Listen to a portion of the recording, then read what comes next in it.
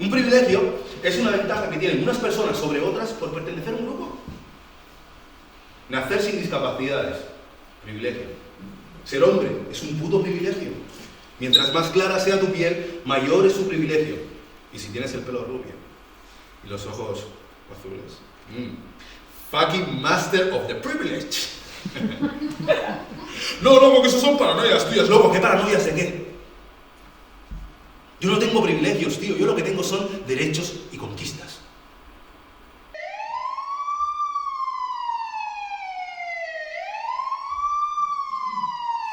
Apariencia magrebí. El 45% es identificado. Religión musulmana, 3 veces más parada que la cristiana. Blancos caucásicos, solo un 6% es identificado. César Mohamed fue detenido por la policía. Cuando le preguntó al policía que por qué lo detenían, el policía lo golpeó y le contestó: por ser negro y punto. ¿Por qué sois así? Sois unos racistas, se lo digo. Sí, porque soy negro, ¿no? Sí, somos ordenados. Ordenados. ¿Tú qué vas a hacer? ¿Qué vas a hacer? ¿Qué vas a hacer? ¿Qué vas a hacer? ¿Tú qué vas a hacer, español? ¿Tú qué vas a hacer, español?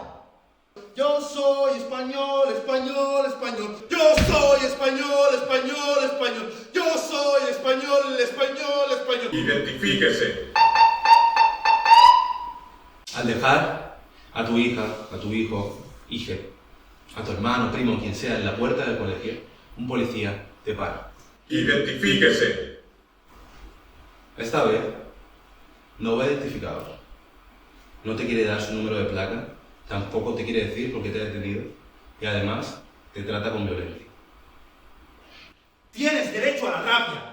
Tienes derecho a sentir rabia y a usarla como motor para combatir injusticias. Tienes derecho a la rabia.